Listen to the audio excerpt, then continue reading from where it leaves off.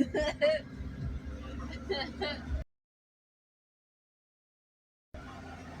dog's looking at you.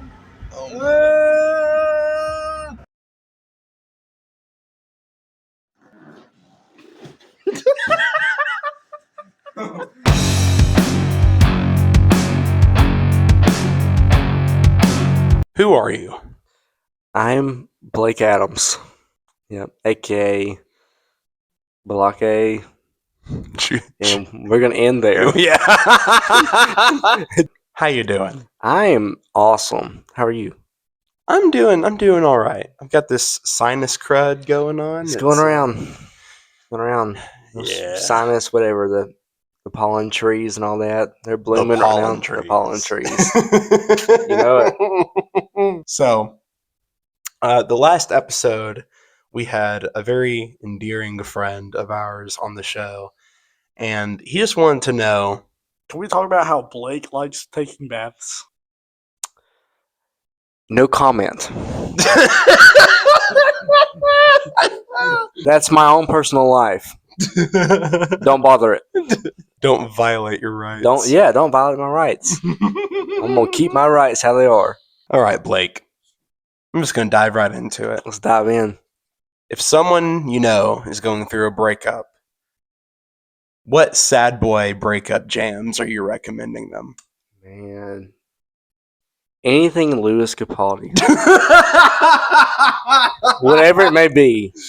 Yeah, that was the sad boy, like 2020. I know you remember that, like sad boy hours. Like we both got broken up within did. like a week or two of each other, and we were on a call until like 1 a.m. both listening to Louis Capaldi. Turned it way up.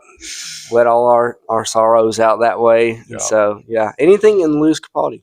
He's a great dude. Yeah, got a great voice. But his songs will put you in some type of mood. Sad mood. So, would you consider yourself more of a sports person or a performing arts person?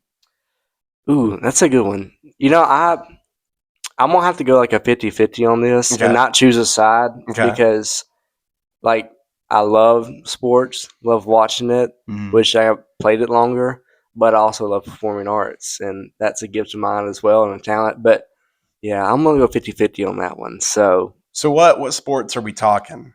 I like it like football, basketball. I can't sit there and really watch baseball. I'm not a baseball hater. I just really like I'll watch it. Like I don't watch it, obviously, but like it's harder for me to understand. I don't claim to understand like any sport. Baseball is just a little more nostalgic for me because before the Huntsville Trash Pandas became the Trash Pandas, they were the Huntsville Stars. Yeah. And my grandmother took us to those games all of the time. So I don't know. I have fond memories of watching baseball. And then like in high school, I helped run the sound and MC for both baseball and basketball. So if I'm going to watch a sport, it's usually one of those two. I mean, like the Trash Pandas, though, that's a fun game to watch. They make it fun. So I have yet to go to a Trash Pandas game. You need to go. I'm going in June. Do you want to go with me? Yes. I'll let you know. Yes. So, okay.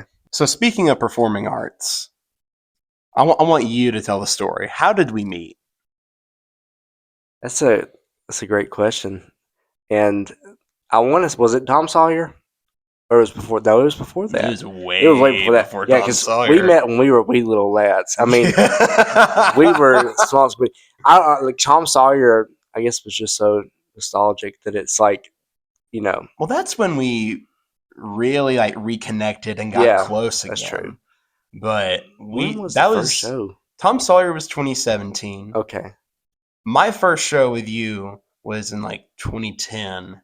It was Aladdin at Joel's Theater. Yeah. Now I remember that. Yeah. We were both ensemble. Yep. Yeah. Up on the like the top tier. What was it? The buildings they had or something like that? Yeah, they had like a multi-level set. Yeah, that's what it was. Yeah. Those were good memories though. Really good memories. I've actually got a picture of it was me and then that the guy that played Aladdin. I don't remember his name, but Yeah. and then when I did Aladdin, I just said the name of the school. Oh well, plug. Well, you can scissor that out. Scissor it out. Just scissor it out. Just put a beep right there. So, but at that school that we did Aladdin at, I did like a flashback picture because I had like me and the guy who played Aladdin and Aladdin. So it's pretty neat. So yeah, it was cool. It was cool that Aladdin was our first show together, and then we did Aladdin at the school, and like obviously both bigger roles than I had ever had. I think you may have had a couple of larger roles at that point. Yeah.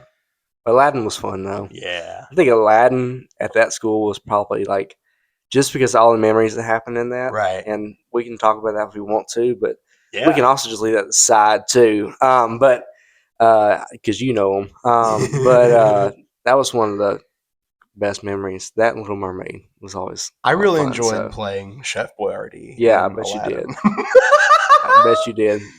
You did a great job as Chef Boyardee too. Thank you. No, dude, the Sultan hat. I don't think I still have it, but I'll get you one. If I did, I would haul it out. Yeah. You still got Pumbaa's behind? No, broken in two, dude. That thing, like, I mean, it's all like paper mache and duct tape, and so it was just falling apart and collecting dust. I was like, I could hold on to it. I don't think it's worth like refurbishing, but I ended up throwing it out. I still don't know what all I have from shows. Yeah. I think I have the Aladdin, like the Prince Ali jacket. Nice. But I mean, it's like a size like extra small, so I'm not putting that thing on. So it'd be a little constricting. So I'm not gonna do that. Hey, if you need to fit into it, all you gotta do is jump.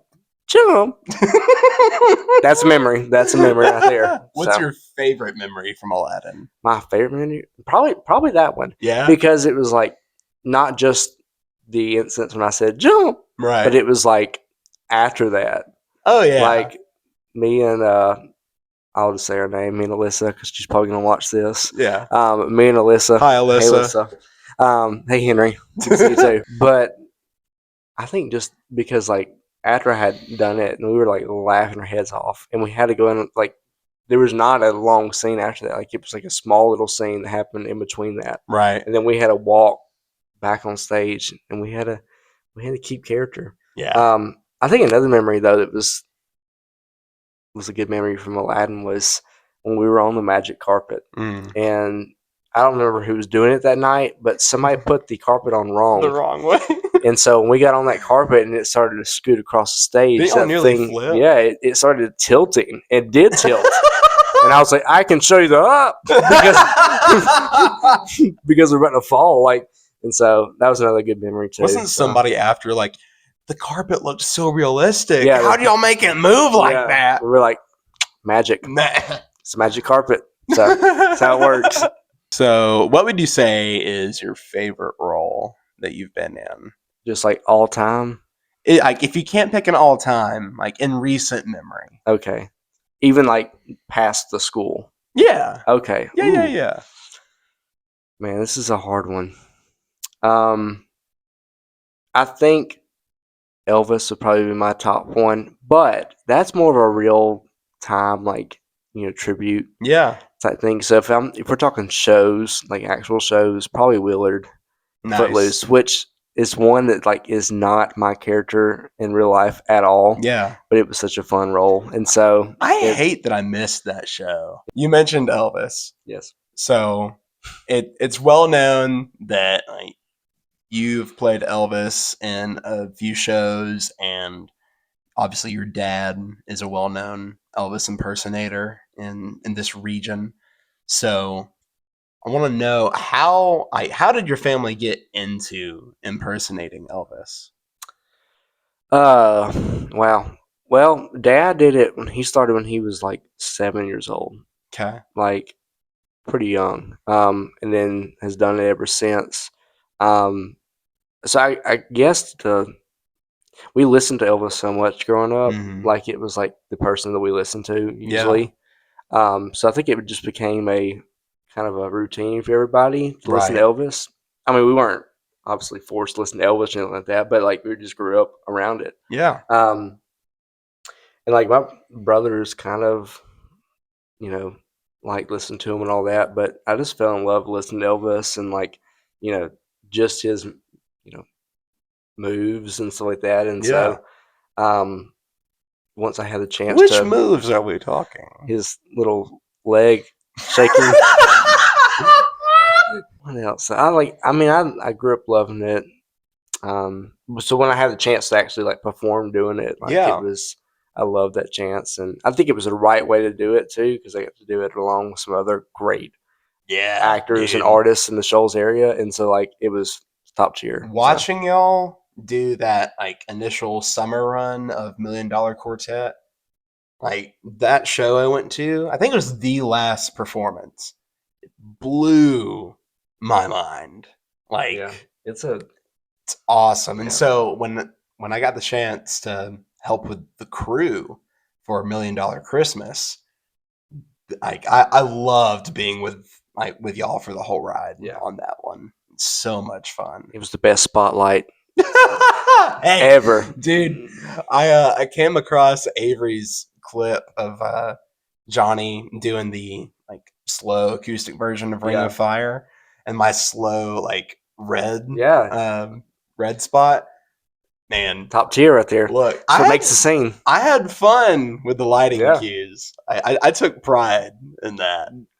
As you need to on that. I'll give you that pride. That's pride you can take because it was really good. What is your favorite Elvis song? Ooh.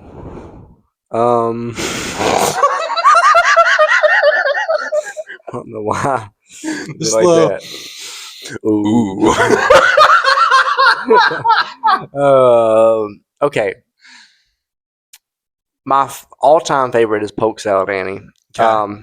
I like just the acoustics and the drums, just everything. Spot on.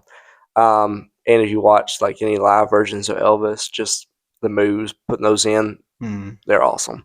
Man, there's so many good songs though. So when it comes to Elvis songs, it's hard to choose just one favorite because there's so many good ones. My dad's favorite that I actually like too is "We Can Make the Morning." That's a great song. That's like a song that a lot of people don't know about, but it's so good. I know that one. It's so good. So go listen to it. Okay. Yeah. Okay. It's recommended. Y'all go listen to it too because it's a great song. Even if you're an Elvis hater, you shouldn't be an Elvis hater, but don't be an Elvis hater. Don't. I will find you, and I will. Yes. Growing up, my favorite was Hound Dog, hands down. Yeah, that's a great one too. But I would have to say that in the last year or two, my new favorite is Burning Love. Yeah. Golly, dude. Like, literally, burns the house down. It does, literally. Dude, I want to cover that one live so bad. You need to. It takes some chops. Yeah. Well, if you need any help, let me know. I will take you up. I mean, I can't do the absolute best, but I can help you out through some of the words because it's actually harder to kind of get the words down than anything. Yeah. Because it's so many like fast words, lyrics, and all that. So right, and it's all in. Like he repeats one word over and over, like in the middle of a phrase, and then jumps into another one, and it throws me off. My favorite part is the hunka hunka burning love. The hunka hunka. Look, Blake, I love you, but I think my favorite Elvis impersonator is Stitch. Oh, it's all right. No shame, no judgment, no butt hurt. Stitch is the best. Would you say Elvis is your celebrity lookalike, or do you have somebody else that like people say you look like, or you think you look like? Ooh, what? I can't think of his name on top of my head right now, but the guy that plays the new Superman. Oh yeah, David Cornsweat. Yeah, so that's David Cornsweat. Corn Sweat. The first time I heard it, I was like, "What?" I don't think I want to look like him. If that's his last name, Cornsweat. I'm sure it's pronounced a different way, but that's. But yeah, I remember like people would call me like when they got out of the movie, sometimes like, "Were you on Superman?" I'm like, what? So I mean, I can kind of see it, but I don't know. A lot of people said that. It's all in the curls, bro. I think it is the curls and like his dimples and stuff like that. Facial structure. So, which I mean, Superman's my favorite superhero. Beautiful eyes. Yeah. So we mentioned the last guest we had on the show. Yeah. You can just keep him at the last guest, or Neon Gray, or Proboscis Monkey. Proboscis Monkey. Proboscis Monkey. Yeah. Probiotic Monkey. Probiotics. Take them. Take them? That's not what I'm going to say. So, what is Neon Gray's celebrity lookalike?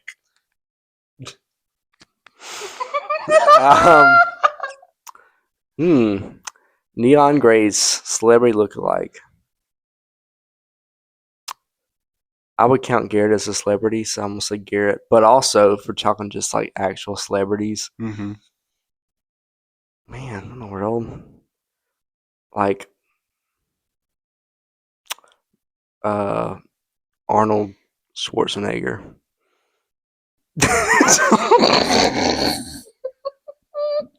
I would not have said that in a million years. Honestly, it's the first thing that came to my mind, but like he's getting a little older, so like. I was thinking Zach Galifianakis. Okay, well, yeah, that too. Absolutely, yes. Well, Alan. Yeah. Action. Yeah. Yep. Between Two Ferns, baby. This is like Between Two Ferns, but it's between Australia and Asia. When we did our screening of the last episode, your dad said it's like between two dead ferns. Yeah. So, you're a youth pastor. I am. Tell me, what is that experience like? Because I've helped a couple of youth pastors in their ministry over the last few years, but I cannot imagine the weight of, Yeah. It's, real thing. Yeah. It truly is obviously it's a calling. Mm-hmm. It's not just something that somebody can pick up and start doing, which I did not. I went through a lot of discernment and prayer through it when I felt called to ministry. And I participated in some camps, internships, just anything that could give me just the resources. But also, all those things are great. Yeah. But just the calling from God Himself and discerning through that and praying through that is way better than all those things. Right. But those things did help me, go through that discernment and know that, this is where I was supposed to be in that ministry and those students. But it's awesome. Is there days where it is tough? Yeah, but as it is any day, any day can be tough.